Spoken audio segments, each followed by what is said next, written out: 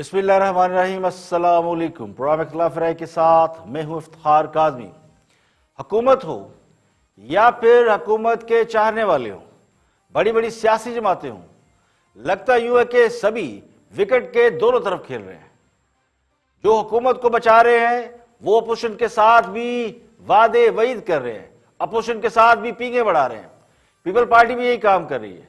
People party भी ताकतवर हल्कों की गुड बुक में रहना चाहती है और अपनी अपोजिशन जमात होने का भरम भी कायम रखना चाहती है। तो पीडीएम की जमातें जो लॉन्ग मार्च और धरने की शदीद ख्वाहिश रखती हैं, लेकिन हुकूमत की तब्दीली के लिए पार्लिमानी तरीक़ाकार इख्तियार नहीं करना चाहती, तो अपोजिशन की जमातें अक्सरियती वोट होने के बावजूद हुकूमत तब्दील करने की बजाय एक दूसरे की अपोजिशन करने का तासुर दे रही हैं, जिसका फायदा हुकूमत को पहुंच रहा है और हुकूमत के लिए खतरात कम होते जा रहे हैं। तो असल मसला यही है कि सांप छुपते भी नहीं और सामने आते भी नहीं। जो नजर आ रहा है वो है नहीं और जो हो रहा है वो इस वक्त नजरों से मुकम्मल तौर पर ओझल है। तो जो हो रहा है वो ये है कि पीपल पार्टी ने पीडीएम के तमाम ओहदों से मुस्तफी होने का ऐलान कर दिया है और पीडीएम के शोकाज की धज्जियां उड़ा दी हैं और पीडीएम से मुतालबा किया है कि वो पीपल पार्टी और एएनपी से गैर मशरूत तौर पर माफी मांगे। बिलावल भुट्टो ये कहते हैं कि सियासत इज्जत और बराबरी की बुनियाद पर होती है। पीपल पार्टी ने पीडीएम की जानिब से शोकाज नोटिस मिलने पर जिस तरह रिएक्ट किया है और जितनी गैरत का मुजाहरा किया है, उसके बाद तो ये तवक्को करनी चाहिए कि पीपल पार्टी पीडीएम की हमायत से मिलने वाली नशिस्तों और ओहदों को भी ठोकर मार देगी। और अगर पीपल पार्टी ऐसा नहीं करती तो इसका मतलब है कि मसला गैरतमंद होने का नहीं है बल्कि जरूरतमंद होने का है। तो कहने वाले ये कहते हैं कि बिलावल भुट्टो ने पीडीएम का शोकाज नोटिस फाड़कर और पीडीएम के तमाम ओहदे छोड़कर ये पैगाम दिया है कि वो पीडीएम का हिस्सा नहीं है या अपोजिशन का इत्तेहाद जिसकी बुनियाद खुद बिलावल भुट्टो ने रखी वो टूट गया। तो पीडीएम पीपल पार्टी ने बनाई थी और पीपल पार्टी अगर इसको तोड़ने का बाकायदा ऐलान कर देती है तो बात खत्म हो जाती। लेकिन वो कहते हैं ना, सियाना फिर सियाना होता है। ये अलग बात है कि सियाने के गिरने का मुकाम वो है जो सबको पता है कि वो कहां गिरता है।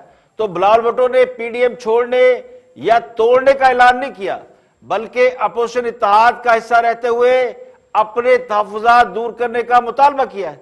तो पीपल पार्टी के चेयरमैन बिलावल भुट्टो जिस तरह शोकाज नोटिस मिलने पर पीडीएम के पिछले कच्चे चिट्ठे खोलकर सामने ले आए हैं, उसके बाद तो ये बनता था कि वो पीडीएम को बकायदा बाय बाय टाटा करते, लेकिन वो इसे छोड़ने पर तैयार नहीं है क्योंकि पीपल पार्टी ये बात अच्छी तरह जानती है कि अपोजिशन इत्तेहाद से निकलते ही उन्हें औले पड़ना शुरू हो जाएंगे और हुकूमत जो बार बार एक तरफ से इसको केस खोलने की बात कर रही है और दूसरी तरफ 18वीं तरमीम को छेड़ती है, तो जिसका मतलब ये है कि बहुत सारी गारंटियों और यकीन दहानियों के बावजूद पीटीआई पीपल पार्टी पर मुकम्मल एतबार नहीं कर रही और ना ही पीपल पार्टी उन पर पूरी तरह एतबार कर रही है जो दोनों को मिला जुला कर काम करने के लिए तैयार कर रहे हैं। तो पीपल पार्टी ये भी कहती है कि वो किसी जमात का फैसला नहीं मानते और पीडीएम के फैसले तमाम जमातों को मिलकर लेने चाहिए। तो दूसरी तरफ वो ये भी कह रहे हैं कि इस्तीफे देने का फैसला ख्वाह सारी पीडीएम का क्यों ना हो, वो इस्तीफे नहीं देंगे। जिसने इस्तीफे देने हैं वो इस्तीफे दे सकता है, हमें इसके लिए मजबूर ना किया जाए। जिन्होंने इस्तीफा देना है पार्लियामान से दे दो, but no one should try and impose their will or their dictation on any other political party. And the Pakistan People's Party will continue in our consistent, firm opposition to the selected government that has been ongoing since day one and has not broken for a single day. सवाल ये है कि इस्तीफे देने का फैसला अगर PDM में शामिल जमातों का अक्सरियत फैसला है, यानी जो अक्सर जमातें, ज्यादातर जमातें, 7-8 जमातें हैं जो इस्तीफे देने का फैसला करती हैं, लेकिन पीपल पार्टी अगर पीडीएम के इस अक्सरियती फैसले को नहीं मानती तो फिर पीपल पार्टी के पीडीएम में शामिल रहने का जवाब क्या है? तो पीपल पार्टी बतौर सियासी जमात तो ये हक रखती है कि वो जो चाहे फैसला करे, लेकिन इत्तेहाद में रहने का मतलब उस इत्तेहाद के फैसले कबूल करना होता है, जो पीपल पार्टी भी ना मानने का ऐलान कर रही है। अब सवाल ये, बिलावल भुट्टो ने यह भी नहीं कहा कि वो किससे चाहते हैं कि माफी मांगे। अगर वो मौलाना फजलुर रहमान से चाहते हैं कि वो माफी मांगे, जो कि इस इत्तेहाद के सरबराह है, लेकिन बिलावल भुट्टो साहब ने एक बार भी मौलाना फजलुर रहमान का बराह रास्त नाम नहीं लिया। लेकिन JUI की तरफ से जो रिएक्शन आया मौलाना अब्दुल गफूर हैदरी का, वो तो कहते हैं कि जनाब बिलावल भुट्टो ने खुदकुश हमला कर दिया। लेकिन जो मुझे यूं लगता है कि बिलावल भुट्टो को गुस्सा इस बात पर नहीं कि उन्हें पीडीएम ने शोकाज नोटिस क्यों जारी किया है। अब यह भी नहीं पता कि वो गुस्सा है कि नहीं है, लेकिन बज़ाहिर ये लगता है कि गुस्सा इस बात पर है कि उन्हें PMLN की जानिब से या शाहिद खान अब्बासी की जानिब से शोकाज नोटिस क्यों जारी किया गया है। हालांकि शाहिद खान अब्बासी ने पीडीएम के ओहदेदार की हैसियत से ये शोकाज नोटिस जारी किया, लेकिन बिलावल भुट्टो ने पीडीएम के हवाले से जितने गिले शिकवे किए उनका निशाना बराह रास्त मुस्लिम लीग नून थी, लेकिन वो गिले शिकवे भी खास से कमजोर थे। अब बिलावल भुट्टो ने सबसे बड़ा शिकवा किया था वो ये था कि मुस्लिम लीग नून ने सेनेट में अपोजिशन लीडर के लिए जिसका इंतखाब किया, यानी मुस्लिम लीग नून के जो उम्मीदवार थे अपोजिशन लीडर के लिए वो आजम नजीर तारड़ थे जो वकील हैं, उनके बारे में बिलावल भुट्टो ने कहा कि वो मोहतरमा बेनजीर भुट्टो शहीद के कातलों के वकील रहे हैं, तो हम उन्हें कैसे उनको सपोर्ट करते।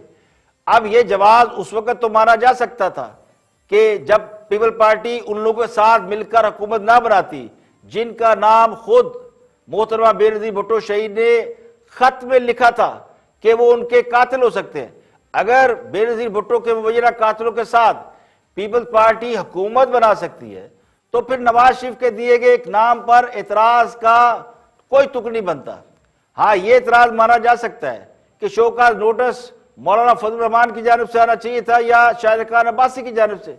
अगर मौलाना फजलुर रहमान शोकाज नोटिस जारी करते तो शायद पीपल पार्टी ज्यादा एतराज न करती या एतराज की गुंजाइश न रहती। अब सवाल यह कि पीपल पार्टी के एतराजात और जो हार्ड लाइन अभी बिलावल भुट्टो ले चुके हैं, उसके बाद पीडीएम का जो फ्यूचर है वो क्या रह गया? क्या पीडीएम का वजूद अमली तौर पर खत्म हो चुका है? तो बज़ाहिर तो यही लगता है कि पीडीएम जो है वो टूट गई है, इत्तेहाद पारा पारा हो गया है। लेकिन पीडीएम को अभी भी पीपल पार्टी ने अलग ऐलान तोड़ने या छोड़ने का फैसला नहीं किया। ना ही बिलावल भुट्टो ने कहा कि हम छोड़ रहे हैं या पीडीएम खत्म हो गई। तो अब इस सूरत हाल से जिसको ज्यादा मायूसी हुई होगी वो यकीनी तौर पर पीडीएम के लोगों को नहीं बल्कि हुक्मरान जमात को हुई होगी, जो इस बात पर तो खुश है कि पीडीएम में दरार पड़ गई है, पीडीएम में फूट पड़ गई है या पीडीएम फिनिश हो गई है। अपोजिशन जमातें एक दूसरे की अपोजिशन कर रही हैं। तो अगर पीपल पार्टी पीडीएम छोड़ने का बाकायदा ऐलान करे तो ही मुझे लगता है कि हुकूमत चैन की नींद लेने के काबिल होगी। लेकिन अभी भी पीपल पार्टी ने मेरे नजदीक खासी सेंसिबिलिटी का मुजाहरा किया है इस मामले में कि कश्तियां पूरी तरह नहीं जलाई और मामला अभी उस लेवल तक नहीं गया जहां पर नवाज शरीफ, मौलाना फजलुर रहमान या आसिफ अली जरदारी आमने सामने हो जाए और मामला पॉइंट ऑफ नो रिटर्न पर पहुंच जाए। तो कश्तियां जलाई नहीं गई, इसलिए मौलाना अब्दुल गफूर हैदरी ने कहा कि तहरीकों के लिए कश्तियां जलाना पड़ती हैं। अब मेरा गुमान यह कि पीपल पार्टी को जो असल प्रॉब्लम है वो दो तीन बड़े बड़े प्रॉब्लम है। एक तो उनके जो लीडरशिप है, उनके खिलाफ जो मुकदमात है वो बड़ा प्रॉब्लम है, और उससे भी बड़ा प्रॉब्लम पीपल पार्टी 18वीं तरमीम का तहफ़्फ़ुज़ चाहती है। और अगर उन्हें 18वीं तरमीम के तहफ़्फ़ुज़ की गारंटी मिल जाती है तो फिर सिंध हुकूमत के मामला चलाना मुश्किल नहीं है, और फिर कौन सी अपोजिशन और खास साहब की हुकूमत गिराने से मुझे नहीं लगता पीपल पार्टी को बहुत ज्यादा दिलचस्पी है। अब स्विस केस में भी ना पहले कुछ निकला है ना कुछ निकलेगा, तो सिवाय खींचातानी के कुछ नहीं होना। तो हुकूमत ने महज पीपल पार्टी से इख्तलाफात का तासुर देने के लिए मुझे यूं लगता है कि स्विस हुकूमत का शोशा छोड़ा हुआ। लेकिन जो 18वीं तरमीम है वो अगर खत्म हो गई तो फिर पीपल पार्टी के लिए सिंध में सियासत करना मुश्किल हो जाएगा। पीपल पार्टी सिंध में बैठी इसलिए हुई है कि उसके पास फंड्स हैं और 18वीं तरमीम के तहत बहुत बड़ा फंड मिलता है, जिसकी वजह से सिंध हुकूमत काम कर रही है। जो बड़े बड़े प्रोजेक्ट सिंध हुकूमत अभी कर रही है, ये किए, हॉस्पिटल वगैरह बनाए हैं, तो ये सारे उस 18वीं तरमीम का सबर है जिसका फायदा मुस्लिम लीग नून ने भी उठाया है। पंजाब में भी बहुत ज्यादा तरक्याती काम हुए हैं। तो पीपल पार्टी सिंध में अपना सियासी मुस्तकबिल महफूज करने के लिए 18वीं तरमीम का हर सूरत तहफ़्फ़ुज़ चाहती है। इसीलिए वो अपोजिशन की बाकी जमातों को साथ लेकर चली थी और अब भी वो अपोजिशन को आज़ाद छोड़ने के लिए तैयार नहीं है कि कहीं बाकी जमातें भिजक ना जाएं और हुकूमत के साथ डील करके पीपल पार्टी का त्यापाचा ना कर दे। अब जो लोग ये कहते हैं कि चूंकि पीपल पार्टी का बहुत बड़ा स्टेक है जी, सिंध में हुकूमत उनके पास है, तो जो बाकी अपोजिशन जमातें हैं जिनका कोई स्टेक ही नहीं है, यानी PMLN, JUIF, उनकी तो कोई हुकूमत नहीं, उनके पास तो आसान काम है कि वो पीपल पार्टी को के खिलाफ रिएक्शन दें और हुकूमत के साथ मिलकर 18वीं तरमीम का खात्मा कर दें। तो ये असल मसला है, ये वजह नज़ा भी 18वीं तरमीम के पीपल पार्टी दोनों घर रखे हुए हैं। इसलिए मैंने कहा कि विकेट के दोनों जानब खेल रहे हैं, तो पीपल पार्टी का मफाद इसी में है कि वो हुक्मरान जमात के शिकंजे से भी बची रहे और अपोजिशन के साथ भी जड़ी रहे और इसी तरह पिंग पोंग खेलती रहे और अगले इलेक्शन तक खुद को सेफ जोन में रख सके। और नवाज शरीफ की सियासत खत्म करने का दावा करने वालों को नौशेरा और उसके बाद डस्का के इलेक्शन में आवाम ने बता दिया कि लीडर लीडर होता है, हाँ वो पाकिस्तान में रहे या लंदन में रहे। नौशेरा के बाद डस्का में हुक्मरान जमात की शिकस्त ने कई अहम सवालात खड़े कर दिए और कहने वाले ये कहते हैं कि बाई इलेक्शन में हुकूमत की मुसलसल शिकस्तों ने यह साबित कर दिया है कि हुकूमत अवाम में अपनी मकबूलियत खो चुकी है और अब खास साहब को अपनी साख की बहाली के लिए नए इलेक्शन की तरफ जाना चाहिए। अभी हर हुकूमत का क्रेडेंशियल होता है कि अगर वो नाकाम हो रही है या अवाम में उसकी पॉपुलरिटी ग्राफ गिर गया है तो फिर नए इलेक्शन इसका एक वाद हल होते हैं। हालिया ज़िमनी इंतखाबात में अवाम ने जिस तरह हुकूमत पर अदम एतमाद का इजहार किया है वो मौजूदा सूरत हाल की हकीकी निशानदेही करता है। तो कोई भी सिटिंग गवर्नमेंट इस तरह इलेक्शन नहीं हारती जिस तरह मौजूदा हुकूमत हार रही है, एक के बाद एक इलेक्शन। और हुकूमती जराए इस शिकस्त को ये कहकर इग्नोर करने की कोशिश कर रहे हैं कि चूंकि डस्का मुस्लिम लीग नून का गढ़ था या है तो इसलिए वो इलेक्शन जीत गए। लेकिन उनके पास इस बात का क्या जवाब है कि नौशेरा जो PTI का गढ़ था वहां से भी PTI हार गई है। तो डस्का इलेक्शन का नतीजा अगरचे बहुत ज्यादा गैर मुतवक्को नहीं है, गैर मुतवक्को होता अगर मुस्लिम लीग नून हार जाती, लेकिन जिस तरह हुक्मरान जमात ने कोशिश की कि इलेक्शन दोबारा ना हो या फिर जो पहले इलेक्शन हो चुका है उसमें जो जिन पोलिंग स्टेशनों पर प्रिजाइडिंग अफसर लापता हुए थे, जिनके बारे में ये कहा गया था कि वो कहीं एक जगह चले गए और फिर रिजल्ट तब्दील हो गया और एक्स्ट्रा वोट डाले गए, सिर्फ उन पोलिंग स्टेशनों को पर इलेक्शन दोबारा हो जाए जिसके लिए हुकूमत सुप्रीम कोर्ट तक गई। तो ये जाहिर करता है कि हुकूमत इस इलेक्शन के लिए बहुत ज्यादा डेस्परेट थी और इस मामले को दोबारा अवाम के सामने नहीं ले जाना चाहती थी। लेकिन डस्का के अवाम को सलाम करना पड़ेगा जिन्होंने अपना मैंडेट चोरी नहीं होने दिया और अवाम ने नवाज शरीफ और उसकी जमात को वोट देकर यह साबित कर दिया है कि वो नवाज शरीफ पर लगाए गए इल्जामात को तस्लीम नहीं करते, ना ही वो उस बयानियों को तस्लीम करते हैं जो उनके खिलाफ बहुत सी ताकतों का है। इस बात से कतई नजर के लोग कहें जी कि नवाज शरीफ का बयानिया लोगों ने मान लिया, मैं कहता हूं कि लोग वो बयानिया नहीं मान रहे जो नवाज शरीफ के खिलाफ था। तो हुकूमत ने इस इलेक्शन में कोई शक नहीं पूरा जोर लगाया है और हारने पर इस बात का क्रेडिट कर लेने की कोशिश की जा रही है कि जी इलेक्शन बड़ा फेयर हुआ है। लेकिन मेरा तजर्बा यह कहता है कि अगर इलेक्शन फेयर होते तो मुखालिफ उम्मीदवार की जमानत जब्त हो जाती। अब नवाज शरीफ जिन पर सारी उम्र ये इल्जाम लगाया जाता रहा कि वो नजरियाती नहीं रहे, वो नजरियाती थे ना है, वो ज्यादा देर डटकर नहीं खड़े रहते, तो उन्होंने साबित कदम रहकर सियासत में नई रवायत डाल दी है और यह साबित कर दिया कि अगर लीडर डटकर खड़ा हो तो फिर अवाम उसके पीछे खड़ी हो जाती है। तो हुकूमत इस शिकस्त से कोई सबक हासिल करेगी तो मेरा गुमान है कि शायद नहीं, क्योंकि हुकूमत का जो सबसे बड़ा प्रॉब्लम है वो ये कि वो ग्राउंड रियलिटी से खुद को डिस्टेंस रखे हुए हैं, जमीनी हकायक से ला ताल्लुक रहना ज्यादा पसंद करते हैं। और जो उम्मीद सोच पाई जाती है वो ये है कि जी हमारे साथ ताकतवर लोग हैं और जब तक वो लोग साथ हैं तो हम इक़्तिदार पर विराजमान रहेंगे। तो ये बात ज्यादा गलत भी नहीं है। अब दूसरी तरफ मरीम नवाज की अदालत ने जमानत मुस्तकिल कर दी है, यानी नैब अब मरीम नवाज को गिरफ्तार नहीं कर सकेगी। अगर वारंट भी निकलेंगे तो पहले इतला दी जाएगी। तो लाहौर हाई कोर्ट में जाती उमरा अराजी केस में नैब की जानिब से PMLN की नायब सदर मरीम नवाज की गिरफ्तारी से इनकार पर अदालत ने दरखास्त जमानत निपटा दी है। यानी नैब ने कहा कि हम गिरफ्तार नहीं करना चाहते, ना कोई हमारे पास वारंट है। इस दरखास्त की समाअत जस्टिस सरदार सरफराज डोगर और जस्टिस असद जावेद घराल पर मुश्तमिल 2 रुकनी बेंच ने की।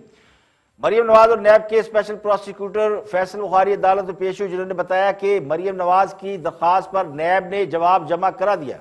तो अदालत ने नैब के प्रोसिक्यूटर से पूछा कि क्या मरियम नवाज को गिरफ्तार करने के लिए नैब ने कोई वारंट जारी किए हैं, जिस पर नैब के वकील ने बताया कि मरियम नवाज के वारंट गिरफ्तारी नैब ने जारी नहीं किए। तो लाहौर हाई कोर्ट ने यह दरखास्त जमानत निपटा दी, यानी इसे मुस्तकिल कर दिया।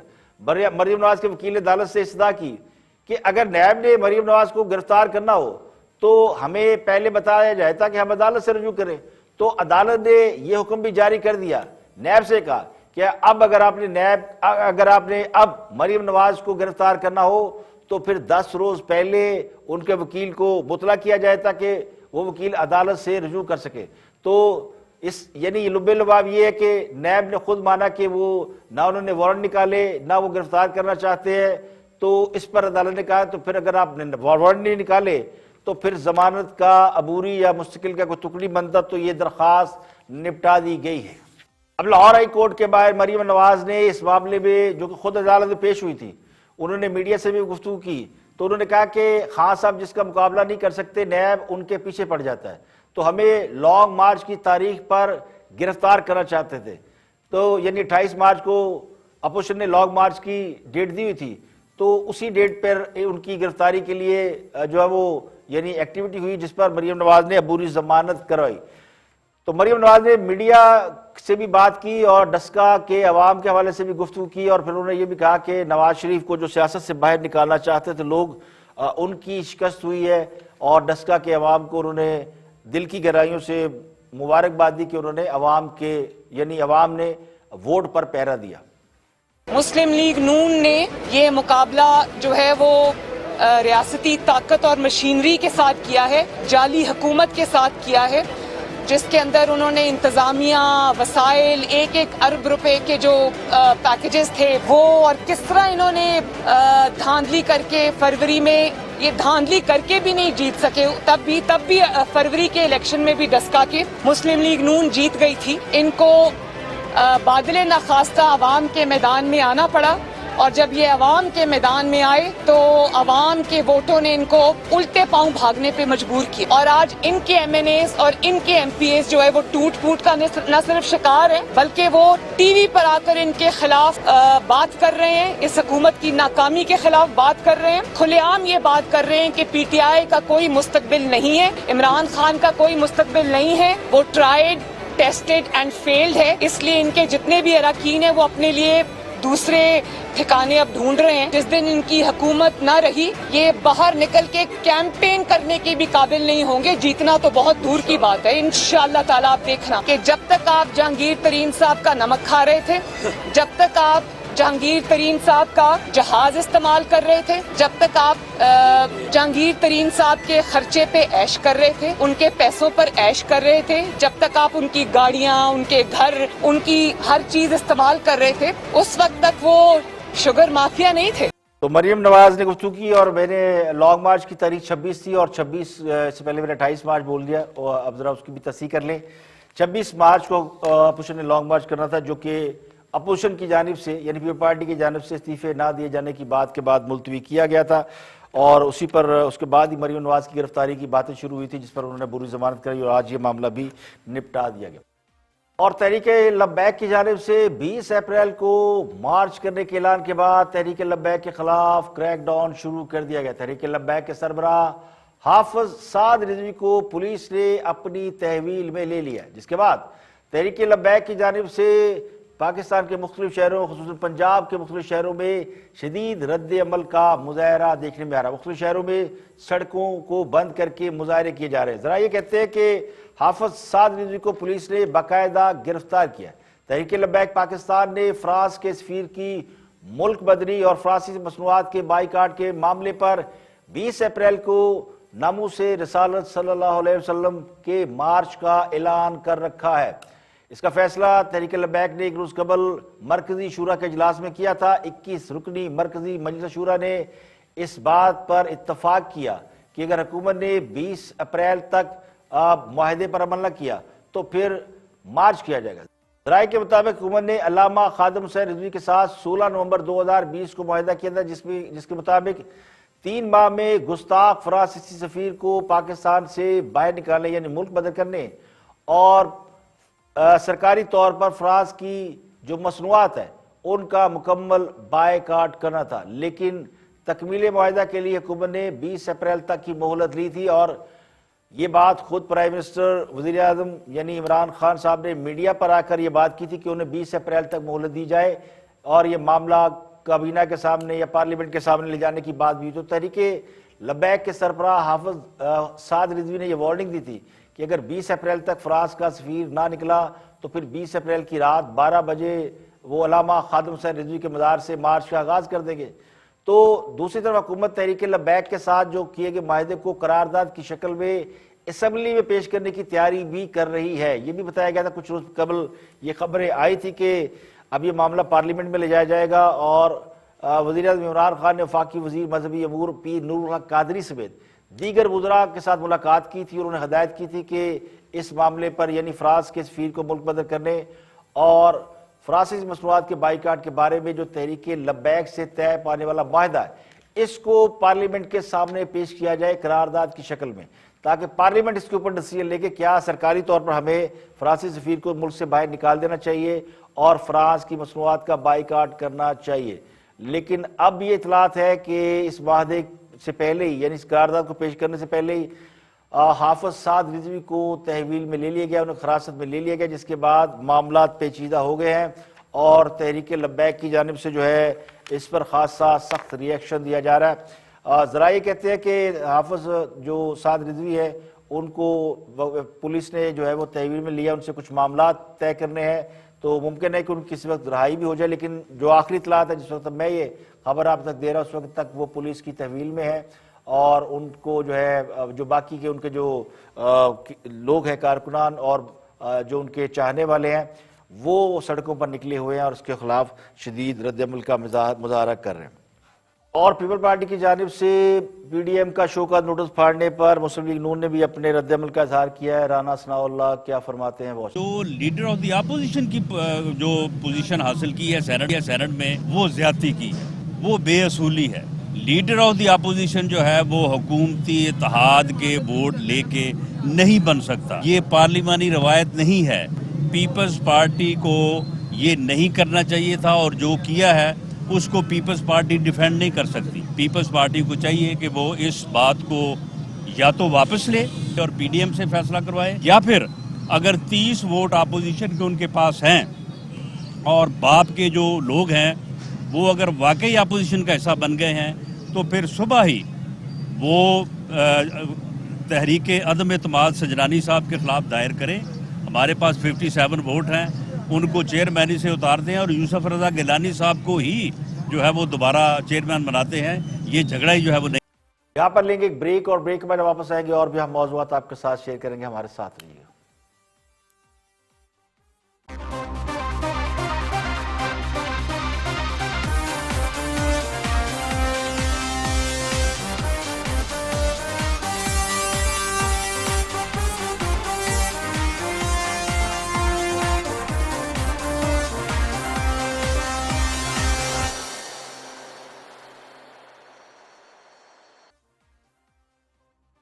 वेलकम बैक, आप देख रहे हैं प्रोग्राम इख्तिलाफ राय और मैं इफ्तिखार काज़मी। ब्रेक के बाद हाजिर खिदमत है, आगे बढ़ते हैं और डस्का इलेक्शन की बात कर रहे हैं। वफाकी वज़ीर इत्तलात शिबली फराज इस पर अपना पॉइंट ऑफ व्यू दे रहे हैं कि हुकूमत क्या कहती है डस्का इलेक्शन में शिकस्त पर।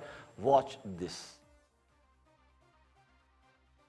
है कि जी एक इंस्टीट्यूशन ने एक फैसला दिया तो हम जत्थे लेके पहुंच जाएं और उसको अंडर प्रेशर करें, चाहे वो नैब हो, इलेक्शन कमीशन हो, सुप्रीम कोर्ट हो, कोई भी कोर्ट हो। इलेक्शन कमीशन ऑफ पाकिस्तान ने मदद की नून लीग की इलेक्शन जीतने में। देखें, ये तो मैं उन हकाइक से अभी वाकिफ नहीं हूं जिसमें कि मैं कह सकूं, क्योंकि इलेक्शन कल ही हुआ है। ये तो वक्त के साथ जो है तो जब पता चलेगा तो फिर उसमें बात होगी। ऐसी कोई चीज नजर नहीं आई ना। आप कल उस्मान डार साहब ने कहा वो हल्के में थे, वो कहते कि फ्री एंड फेयर इलेक्शन हुआ है, जो नतीजा है तस्लीम तो उनकी बात को मानना चाहिए क्योंकि वो ऑन ग्राउंड थे और उन्होंने जो भी कहा है तो उसके मुताबिक का है ग्राउंड सिचुएशन। लेकिन बात यह है, देखें 90,000 या 92,000 वोट्स मामूली वोट नहीं है। सही है। ये एक वो नहीं है कि एक वन साइडेड अफेयर था। जितनी तकारीर जो बातें एहसन इकबाल साहब और इनकी पार्टी करते हैं कि जी ये बयानिया रद्द हो गया है और ये बयानिया कामयाब हो गया, ये सारी बातें, इस पर मैं सवाल उनसे करता हूं, लेकिन मुझे आप ये बताइए शिबली साहब, अगर उस्मान बुज़दार से बेहतर वजीर आला होता और महंगाई की ये सूरत हाल नहीं होती तो आपको लगता है आप डस्का का इलेक्शन जीत जाते? देखें, आप मुझसे ये सवाल दूसरा करें कि अगर शहबाज शरीफ होते तो वो जो है तो किस तरीके से मैनिपुलेट करते पूरी गवर्नमेंट की मशीनरी को। और हमारा तो ये जाहिर होता है कि जितने भी इलेक्शंस हमने एक्सपोज हो गए ना, नहीं हमने कोई नहीं किया, हमने कोई नहीं किया आपकी प्ली को, फिर नहीं सुप्रीम तो कोर्ट ने हमने फिर मुस्तरद किया, साथ में वजीराबाद कल में भी मुस्तरद कर दिया। वजीराबाद में हम नहीं कर सकते थे, सिर्फ डस्का था। डस्के में क्या अच्छा, सी मैं अहमियत तो थी? अभी इंट्रोस्पेक्शन की बात कर रहा हूं ना, नहीं, अगर मैं वजीर यही कह आला रहा हूं। ज्यादा स्ट्रांग होते, देखिए, महंगाई का ये strong हाल आप ना किसको होता, कहते हैं? नहीं ठीक है, महंगाई का परफॉर्मेंस फर्क बेहतर पड़ता होता है तो आप जीत जाते इलेक्शन। देखिए बिल्कुल जीत जाते। मैं देखिए बुज़दार साहब का ये मैं नहीं कहूंगा, बुज़दार साहब जो हैं तो वो हैं, लेकिन अगर तो महंगाई थी या जो भी थी, लेकिन हमारी इंप्रूवमेंट हुई है बहुत, बजाय इसके कि हमारे वोट कम हुए हैं। जो बातें ये कर रहे थे, इवन इंक्लूड कर लें आप महंगाई को भी, आप मुझे बताइए 90-92 हजार वोट ये मामूली वोट हैं और 1,10,000 पे वो जीती हैं। तो ये कहना कि जी पीटीआई, ये तो पीटीआई के लिए एक बड़ा एक लिहाज से कि हमें थोड़ी सी मेहनत और करते हम तो हम ये इलेक्शन जीत। इमरान जमात का मौकफ यह है कि थोड़ी सी मेहनत और करते तो इलेक्शन जीत जाते। तो गुजारिश ये कि हम भी यही कह रहे हैं कि खुदा के लिए थोड़ी सी मेहनत तो करें। हुकूमत अगर थोड़ी सी भी मेहनत करे तो आवाम को इस होशरुबा महंगाई से निजात दिला सकती है। हुकूमत अगर थोड़ी सी मेहनत करे तो मुल्क तरक्की की राह पर गामजन हो सकता है, और थोड़ी सी मेहनत और करे तो ये जो इस वक्त मुल्क में सियासी हालात है, खराब सियासी माहौल है, ये भी ठीक हो सकता है। तो असल मसला तो उस मेहनत का ही है, उस थोड़ी सी मेहनत का है जिससे जी चुराया जाता है।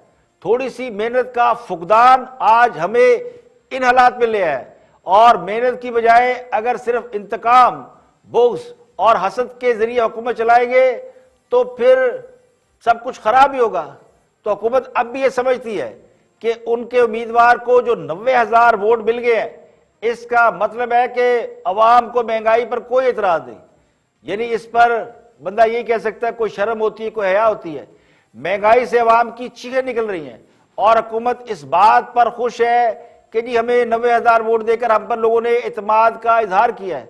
तो जो लोग ये समझ रहे हैं, मेरे ख्याल में वो भी अहमकों की जन्नत में रहने वाली मिसाल है। अब ये जो 90,000 वोट हुकूमत को मिल गया है, हुई तो शिकस्त है, लेकिन ये दावा कि हमें 90,000 वोट मिल गया, तो ये उस इलाके की एक रवायती सियासत है जिसमें खानदानों का बहुत बड़ा किरदार होता है। इसके अलावा ये रियासती मशीनरी की मेहनत का भी समर है। वो जो कहते हैं मेहनत नहीं की, तो मेहनत की है तो भाई 90,000 वोट मिल गए। अब अगर वो मेहनत भी शामिल ना होती तो मेरा गुमान ये कि जो असल जर निकलता वो इतना होता कि मुंह छुपाने की जगह ना मिलती। और आगे बढ़ते हैं, हुकूमत के एक और बड़े खैर ख्वाह, बई ख्वाह और खान साहब के बड़े डाई हार्ड फैन और नवाज शरीफ से बड़े नाराज रहते हैं, याद मिर्जा, उनकी भी गुफ्तगू सुनते हैं कि वो क्या फरमाते। मजाक पर नून लीग को जिस दिन आपने नजरियाती जमात कह दिया, मेरे ख्याल मजाक की गुंजाइश इस मुल्क में खत्म हो जाएगी। मतलब कुछ बात करें, नजरियाती जमात है, नजरिया एक है, एक नजरिया है कि हुकूमत में रहें, हुकूमत में जो सीमेंट और सरिया आपको मिलता है उसके जरिए फिर आप में वो ताकत आ जाती है, वो नजरिया है। कौन से नजरिए की आप बात करें? हाँ, सियासतदानों को इजाजत होती है कि जो मर्जी कहें। अच्छा। नवाज शरीफ कहें कि मैं इनकलाबी हूं, या आज वो कह दें कि मैं लेनिन का पैरोकार हूं, तो वो कह सकते हैं। लेकिन अगर आप मान जाएं तो बेवकूफ नवाज शरीफ नहीं होंगे, बेवकूफ वो होंगे आप और मैं जो ऐसी बातों पे यकीन करेंगे।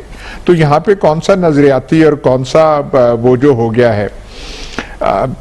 सरप्राइज इस इलेक्शन में होता कि अगर नून लीग के हाथ से ये सीट चली जाती। नून लीग ने अपनी बरतरी सेंट्रल पंजाब में, डस्का में बरकरार रखी है। पीटीआई हार गई है लेकिन पिटी नहीं है। अच्छा। पिटी तो होती कि 15-16 के बजाय 34, 35, 50 हजार की लीड होती। और ये जो हम रोज गिरदान करते हैं महंगाई से मारे लोग और ये और फलाना डिमकाना, पीटीआई को मैंने कल भी कहा था कि पीटीआई को तो एक वोट भी नहीं पड़ना चाहिए था, मतलब बहुत कम इन्हें वोट पड़ने चाहिए थे, पर ये हारे हैं, रिस्पेक्टेबल तरीके से हारे हैं।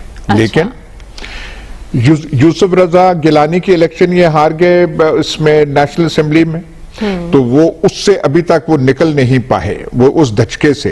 तो इनके लिए ये डस्का वाला इलेक्शन भी एक धचका तो साबित हुआ है।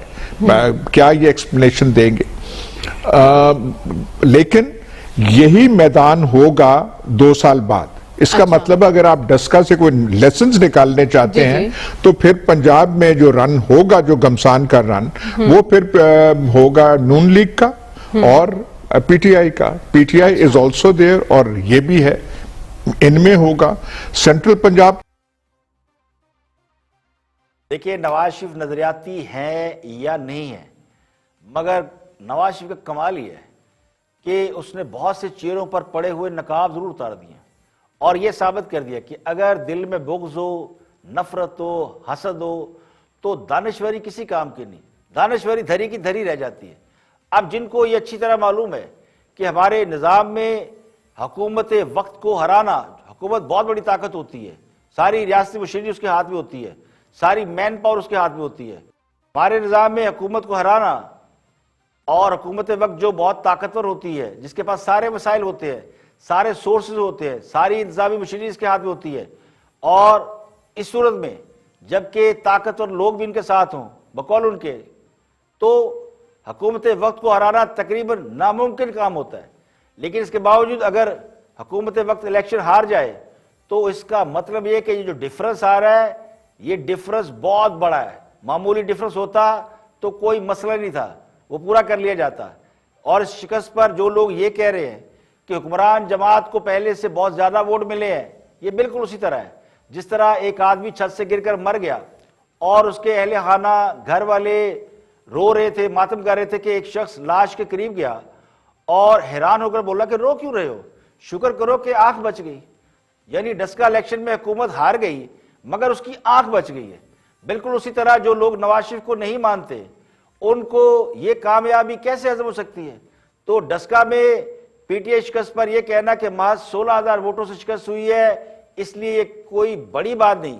ये भी उसी मुहावरे की तरह है जिस तरह वो कहते हैं एक बेशर्म शख्स की कब्र पर पेड़ उगाया तो उसने शर्मिंदा होने की बजाय ढटाई से सीना चौड़ा करके कहा कि कोई बात नहीं, हम इसकी छांव में बैठेंगे। यहां पे लेंगे एक ब्रेक और ब्रेक के बाद जब वापस आएंगे और भी हम मौजूद आपके साथ शेयर करेंगे, हमारे साथ रहिएगा।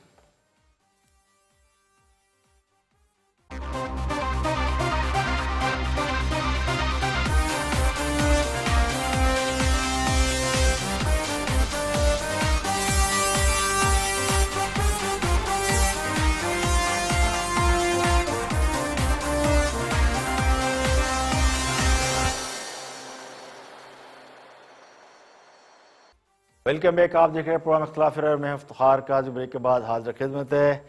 अब बात करते हैं पीटीआई के अहम रहनुमा अब क्या कहें साहब का या मौजूदा जहांगीर तरीन की। आप जहांगीर तरीन साहब के खिलाफ एफआई इंक्वायरी कर रही है और 2 रोज कबल जहांगीर तरीन ने पावर शो किया था अपने घर उन्हें दोहराने पर। एमएनए एमपीएस को बुलाया तो बड़ी तादाद उनके दोहराने में शरीक हुई, तो जिससे उन्होंने अपने एक पॉलिटिकल हैसियत का जो है वो पावर शो भी किया। अब फिर कहा जा रहा है जी कि वो बुला रहे लोगों को, रमज़ान में एक बहुत बड़ा वो पहले या दूसरे रमज़ान में पार्टी देंगे, रोज़ा खुलवाएंगे, तो एक बार फिर वो 40 से ज़ायद अरकान असम्बली को इकट्ठा करके अपनी एक पावर शो करने का इरादा रखते हैं। हुआ क्या है कि एफआईए उनके खिलाफ तहकीकात करी। एफआईए ने जहांगीर तरीन से जो रिकॉर्ड मांगा है, सवाल भेजे हैं, उसमें उन्होंने उनकी ज़मीनों, मशीनरी और बैरून-मुल्क जायदादों से मुतल्लिक रिकॉर्ड मांगा है। एफआईए ने जहांगीर तरीन को नोटिस भिजवाया है जिसमें उनसे 8 सवाल पूछे गए हैं।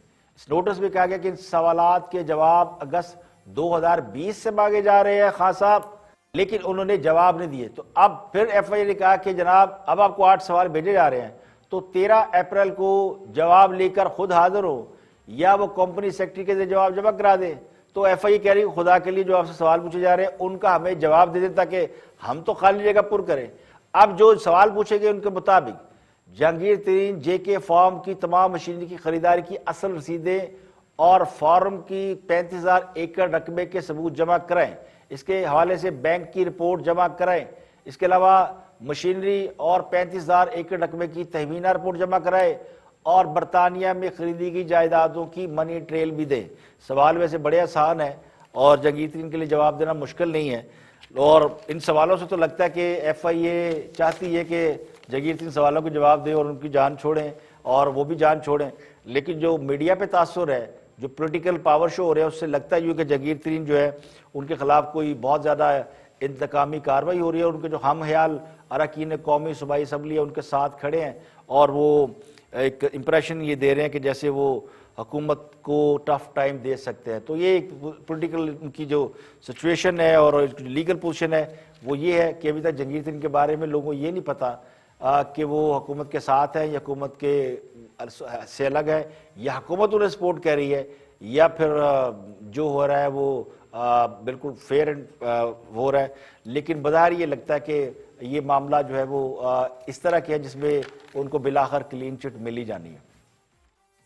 तो पोजीशन ये है कि जहांगीर तरीन साहब रमज़ान में एक बड़ा डिनर देने की तैयारी कर रहे हैं और दूसरी जानब हुकूमत से नाराज़ कई अरकान जहांगीर तरीन ग्रुप में शमूलियत से मुतल्लिक़ फैसला करने से कबल ये जानने की कोशिश कर रहे हैं कि क्या जहांगीर तरीन को ताकतवर हलकों की हिमायत हासिल है या नहीं है, और क्या जो ताकतवर हलके हैं वो जहांगीर तरीन और खान साहब के दरमियान जारी कशीदगी में गैर जानिबदार हैं या नहीं है।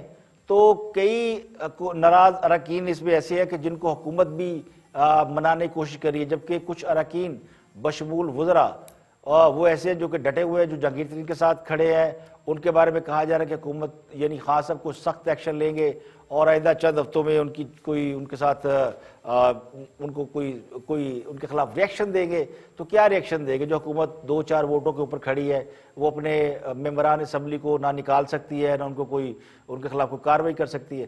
तो इतलात ये है कि जहांगीर तरीन के जो करीबी हल्के वो ये कहते हैं कि अब तक पंजाब के जो 28 मेंबर पार्लियामेंट है यानी 28 MPs वो जहांगीर तरीन के साथ हैं, वो भी सामने आ चुके हैं, और 12 कौमी असम्बली के अरकान है वो भी जहांगीर तरीन के साथ है। तो तकरीबन 40 अरकान असम्बली है जो जहांगीर तरीन के साथ खुलकर खड़े हैं। लेकिन हुकूमत कहती है जी वो जहांगीर तरीन के साथ तो हम भी खड़े हैं, लेकिन चूंकि वो उनके ऊपर एक लीगल एक्टिविटी हो रही है तो लोग उनका वैसे ही इखलाकी तौर पर साथ दे रहे हैं। लेकिन जो ज़राए है वो ये कहते हैं जी कि अभी बहुत से लोग ऐसे हैं जो मंजर आम पर नहीं है, वो ना राइट है ना लेफ्ट है, यानी बहुत से इलेक्टेबल जिनको जहांगीर तरीन साहब जहाज में बिठा के ले गए थे वो सोच ये रहे हैं कि केड़े पास जाना है, जहांगीर तरीन राइट है या लेफ्ट है। पहले तो जहांगीर तरीन साहब उन्हें एक वो कार्ड दिखा के या एक तस्वीर दिखा के एस्टेब्लिशमेंट की ले आए थे, तो वो जानना चाह रहे कि जहांगीर तरीन को भी उनकी हिमायत हासिल है या नहीं है, जिनकी वजह से उन्होंने दाएं बाएं यानी पार्टियां चेंज की। तो अगर ये यकीन हो जाता है उन लोगों को भी कि खान साहब उस हमायत से महरूम हो गया जो कि उन्हें पहले मुयसर थी, तो ये कहा जा रहा है कि जी आइंदा चंद रोज़ में ये लोग भी मीडिया के सामने आएंगे और जहांगीर तरीन के हक में बोलते हुए दिखाई देंगे, वरना पीछे हट जाएंगे। तो जहांगीर तरीन साहब के ग्रुप बनने से इस वक्त खान साहब की हुकूमत कहते हैं दबाव में, पता नहीं अब है कि नहीं है, लेकिन ज़रा ये कहते हैं कि अगर जहांगीर तरीन ने नाराज़गी को दुश्मनी में तब्दील करने का फैसला कर लिया तो फिर वफाक और पंजाब में एक तो मौसर फॉरवर्ड ब्लॉक बनेगा, और फिर किसी ने कंधा दे दिया अपोजिशन में से तो वो कोई हुकूमत की तब्दीली के लिए वो भी हो सकती है। तो जहांगीर तरीन के हामियों में से यानी हामियों में अभी साफ बंदी हो रही है। तो वाज़ेह तौर पर इनके हवाले से बहुत से लोग खुलकर भी सामने आ रहे हैं और बहुत से लोग हैं जो कि अभी सामने नहीं आए। मुराद सईद जिनके बारे में कहा जाता है कि जहांगीर तरीन के बहुत करीब हैं, और कुछ रोज़ पहले उन्होंने भी बयान दिया था कि वो जहांगीर तरीन के मौक़िफ़ से दुखी हैं। इस तरह फवाद चौधरी जो शामू कुरैशी और जहांगीर तरीन की लड़ाई में जहांगीर तरीन के साथ थे वो भी अभी खामोश है।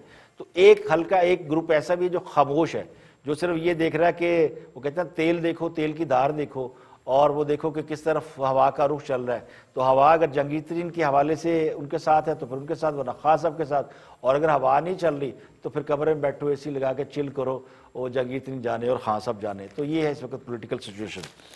और इंसानी हकूक़ की आवाज़ पाकिस्तान के मारूफ सहाफ़ी IA रहमान 90 बरस की उम्र में इंतकाल कर गए। इन्ना लिल्लाहि व इन्ना इलैहि राजिऊन।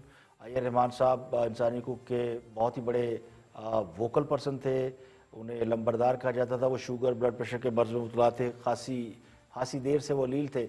1930 में वो हरियाणा में पैदा हुए थे और तकरीबन 90 बरस उन्होंने गुजारे और उसमें से बेशतर हिस्सा अपनी ज़िंदगी का उन्होंने इंसानी हकूक़ और सहाफ़त और कॉलमिंग के लिए उन्होंने सर्व किया। बहुत से अखबारात के साथ, जरीदों के साथ मुंसलिक रहे। उन्होंने इंसानी हकूक़ कमीशन पाकिस्तान के ज़रिए अवामी हकूक़ की जद्दोजहद समेत आज़ादी इज़हार, इंसाफ की फराहमी और आइन के तहफ़्फ़ुज़ के लिए अपने कलम से जद्दोजहद की। तकरीबन 65 से 66 साल वो सहाफ़त से वाबस्ता रहे और उन्हें सहाफ़त के प्लेटफॉर्म से मुल्क के मुख्तलिफ मसाइल को उजागर किया।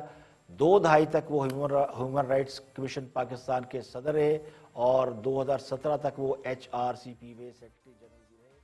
और उन्हें सहाफ़त का जो उनकी सहाफ़त थी वो एक बड़ी तवील दास्तान है। उन्होंने अपने कैरियर का आगाज़ एक अखबार में बतौर रिपोर्टर किया था। बाकायदगी से हम मौज़ूआत पर कॉलम लिखते रहे। एक बहुत बड़ी आवाज़ इंसानी हकूक़ के हवाले से वो आज जो है आवाज़ अब हम में नहीं रही। अल्लाह ताला उनकी मग़फ़िरत फरमाए। आज के लिए इतना ही। कल फिर हाज़िर होंगे मज़ीद खबरों, तबसरों, तज़कियों के साथ। प्रोग्राम इख्तिलाफ़ राय से इफ्तिखार काज़मी को इजाज़त दें। अपना बहुत बहुत ख्याल रखिए।